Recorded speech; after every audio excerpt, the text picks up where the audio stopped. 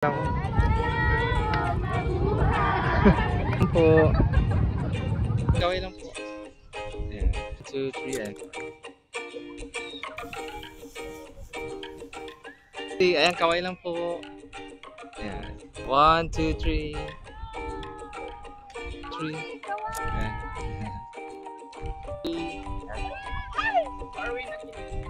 2, 3. Ayan, kaway lang po.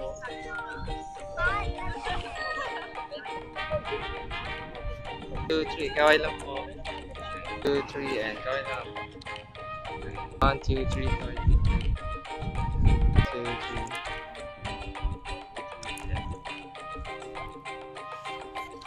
3. Hello mga katropa, dito tayo ngayon sa may Stanza, Lingayen. So makikita nyo, napakadami ng tao dito. So sumikat na rin itong lugar dahil kumbaga yung place talagang mahangin. Ayan. Tapos syempre malapit din sa beach. Yan, yung going beach yan. So makikita nyo, napakadami din ng mga baka na nandito. At syempre, di ba, kung may baka, ay meron din silang mga pupo. Hindi naman amoy pupo yung lugar habang humahangin. Hindi naman. Pero madaming pupo talaga. Tapos hindi na rin siya totally green yung mga damo dahil siguro sa init kaya naging ganyan na yung mga damo. Compare doon sa mga ibang unang pumunta dito na talagang green na green yung grass. Medyo malayo to pero okay lang naman. Sulit din ang view. Yan, makikita nyo may mga mountain dyan. Ayan. So may mga ano din dito, family bonding, may mga dala din silang mga table. Yan, dito na rin sila kumakain. May mga nagpo-photoshoot din doon. Yan, makikita niyo. Ayan, may nagpo-photoshoot. Ayan, so dito hindi rin kayo magugutom pag wala kayong dalang pagkain, lalo na mga pagbiglaan dahil may mga pagkain din naman pwedeng bilhin dyan. Nakikita niyo yung mga cart dyan.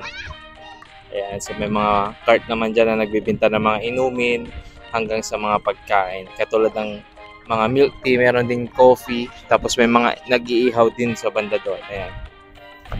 So, napakahangin. Ayan, yung iba pa uwi na dahil tapos na silang nag-banding dito. So, napapansin nyo, for mga family, ng babarkada, ayan. Yung mga nandito para mag-banding o magtambay. Ayan. So, dito pwede nyo gawin yung quality time, mag-jowa.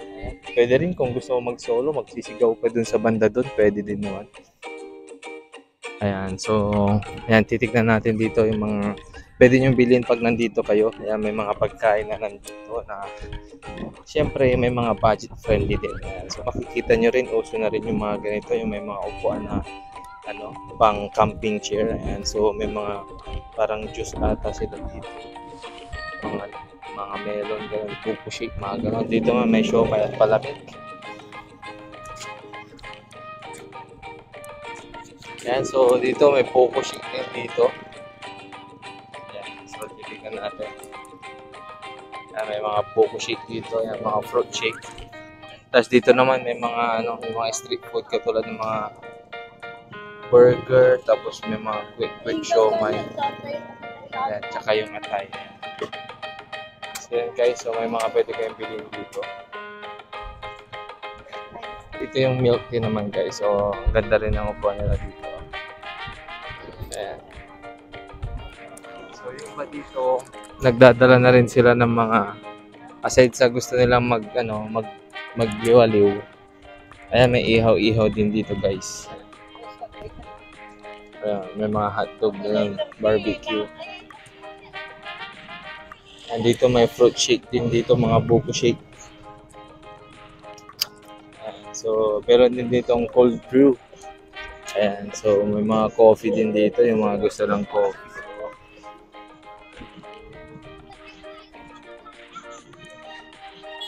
Ayan guys, so kung gusto yung pumunta dito, dito lang po yan sa may Stanza, Lingayen, Pangasinan.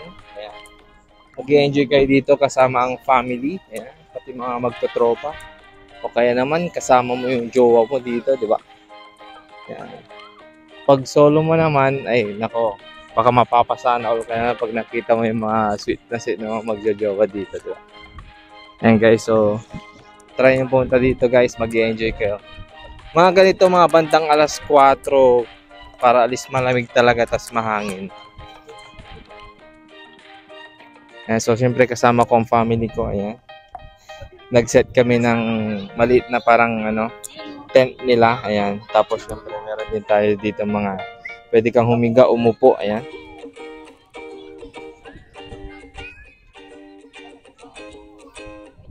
So, kung gusto yung punta, meron din ditong beach. Ayan, banda doon lang yung beach. Medyo malayo pa. Pwede mong lakarin o magsasakyan ka papunta doon. Pag may sasakyan ka o motor, pwede.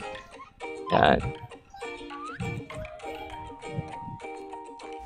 Ayan mga katropa, shoutout pala sa mga nakilala natin dito sa may Stanza Lingayen na taga iba't ibang lugar dito sa Pangasinan. Meron taga Kalasyaw, meron taga Dagupan, at meron ding taga Malasiki, at sa iba pang mga lugar dito sa Pangasinan. Ayan, kung kilala nyo sila, pwede nyo silang i-comment at pwede nyo na rin i-share ang video na to sa mga hindi pa nakapunta sa Stanza Lingayen. Kaya yayain mo na ang iyong mga tropa o kaya naman yung mga jowa nyo. O kaya naman ang pamilya nyo kasi maganda magbanding dito, di ba? Huwag puro drawing, kulayan na yan. Puro na lang sana all. Dapat kayo din pumunta na dito sa Stanza Lingayen. Kaya maraming salamat. Like, follow, and share mga katropa. Paalam!